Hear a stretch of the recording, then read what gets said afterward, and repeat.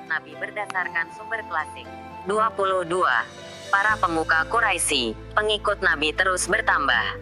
Namun, setiap kali seorang mualaf datang menghadap Nabi dan mengucapkan syahadat, kebanyakan seorang budak, bekas budak, warga Quraisy pinggiran, atau pemuda Quraisy lembah dari keluarga berpengaruh, tetapi dirinya sendiri tidak memiliki pengaruh keislamannya, semakin melipat gandakan kebencian orang tua dan para pemuka sukunya. Abd al-Rahman, Hamzah, dan Arkam adalah pengecualian, namun mereka bukanlah para pemuka. Nabi sangat berharap dapat menundukkan beberapa pemuka, bukan salah seorang dari mereka, bahkan bukan pamannya, Abu Talib, yang belum juga bersedia bergabung dengannya.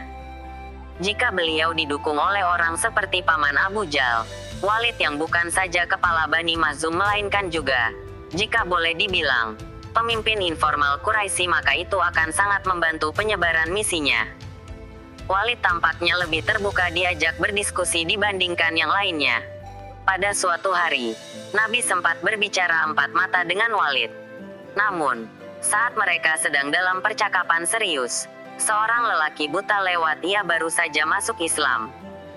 Karena ingin mendengar suara Nabi, ia memohon beliau untuk membacakan beberapa ayat Al-Quran. Ketika diminta untuk bersabar dan menunggu saat yang tepat, orang buta itu terus mendesak hingga Nabi bermuka masam dan berpaling. Percakapannya dengan Walid tak membuahkan hasil, tetapi tidak disebabkan interupsi orang buta itu. Sebab, ternyata Walid tidak lebih terbuka menerima dakwah daripada orang yang tampaknya tidak berdaya itu. Seketika itu juga turunlah firman baru. Surah itu dimulai dengan kalimat, ia bermuka masam dan berpaling, karena seorang buta datang kepadanya. Wahyu itu melanjutkan, adapun orang yang merasa dirinya serba cukup, maka kamu melayaninya. Padahal, bukanlah kesalahanmu jika ia tidak menyucikan diri, beriman. Sedangkan orang yang datang kepadamu dengan bersegera untuk mendapatkan pengajaran, ia takut kepada Allah, dan kamu mengabaikannya. Ki 80/1-2, 5-10. Tak lama setelah peristiwa tersebut, Walid membanggakan dirinya sendiri. Mengapa wahyu diturunkan kepada Muhammad dan bukannya kepadaku? Bukankah aku pemimpin Quraisy dan tokoh mereka? Mengapa wahyu itu tidak diturunkan kepadaku atau kepada Abu Mas'ud, penguasa Thaqif? Bukankah kami berdua adalah dua orang besar dari dua kota? Reaksi Abu Jal tak kurang pongahnya dan lebih garang. Kemungkinan Muhammad sebagai nabi sangatlah tidak dapat diterima pada saat itu. Kami dan keturunan Abd Manif, katanya, saling bersaing memperoleh kehormatan. Mereka memberikan makanan, dan kami pun memberikan makanan. Mereka memikul beban orang lain, kami pun demikian. Mereka memberi, dan kami pun memberi, sampai ketika kami berada pada posisi yang sama, lutut sama lutut, seperti dua kuda betina dalam sebuah perlombaan. Lantas mereka berkata, salah seorang dari kami adalah nabi, wahyu dari langit diturunkan kepadanya. Lantas, kapan kami akan memperoleh kesempatan seperti ini? Demi Tuhan, kami tidak akan pernah percaya kepadanya. Kami tidak akan pernah mengakuinya sebagai pembawa kebenaran. Petik 2. Sementara Utbah dari Bani Abd al-Syams, tanggapannya tidak begitu negatif, tetapi hampir sama tidak wajarnya. Sebab, menurutnya, jika Muhammad memang seorang nabi, ia tidak harus diikuti, tetapi kenabiannya akan membawa kehormatan bagi keturunan Abd Manaf. Oleh karena itu, ketika suatu hari Abu Jal menunjuk Nabi dengan maksud mengejek orang yang ia benci itu dan berkata kepada Utbah, itu nabimu, hai putra Abd Manaf. Utbah menyahut dengan tegas, apa salahnya jika kami memiliki seorang nabi, atau seorang raja?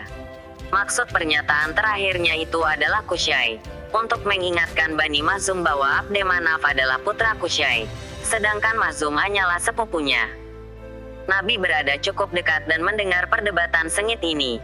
Beliau menemui mereka dan berkata, hai Utbah, engkau berdebat bukan untuk membela Tuhan, juga bukan demi Rasul-Nya, melainkan untuk kepentingan dirimu sendiri. Sedangkan engkau Abu Jal, musibah akan menimpamu. engkau akan sedikit tertawa dan akan banyak menangis. 2. Keberuntungan berbagai kabilah Quraisy selalu mengalami pasang surut. 2 kabilah terkuat pada saat itu adalah Abd al-Syams dan Makhzum. Utbah dan saudaranya, Syaibah, adalah pemimpin salah satu cabang Bani Abd al-Syams. Sepupu mereka, Harb, mantan pemimpin cabang Umayyah, digantikan saat ia wafat oleh putranya, Abu Sufyan, yang salah seorang istrinya adalah putri Utbah, Hindun.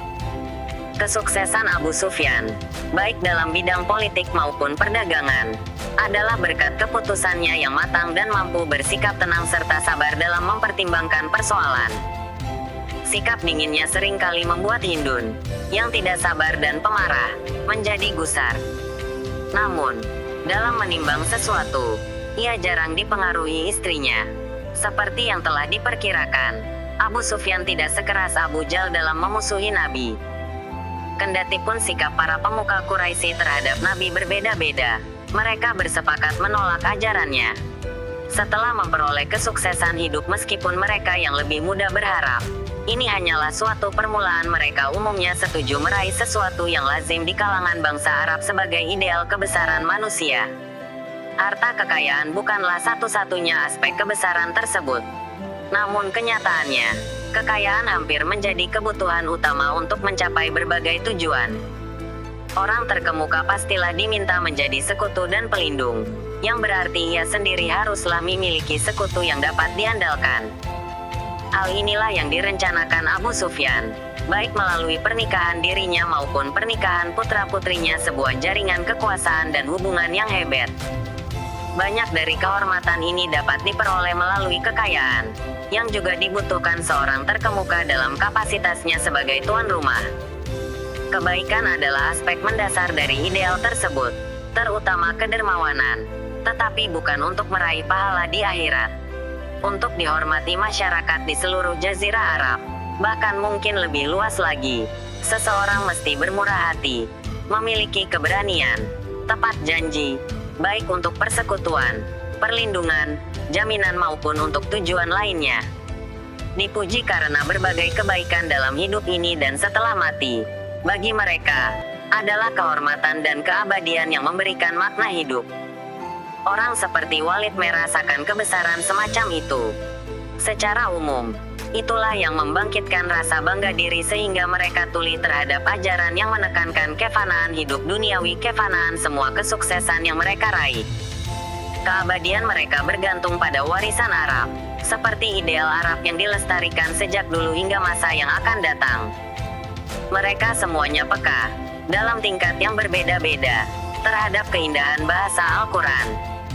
Namun, jiwa mereka langsung menutup diri terhadap makna yang dikandungnya, terutama terhadap pelbagai ayat yang menyatakan bahwa mereka dan leluhurnya yang terhormat tidak memperoleh apa-apa serta semua usaha mereka akan sia-sia, dan tiadalah kehidupan dunia ini melainkan senda gurau dan main-main. Sesungguhnya akhirat itulah kehidupan yang sejati, kalau mereka mengetahui. Ki 29:64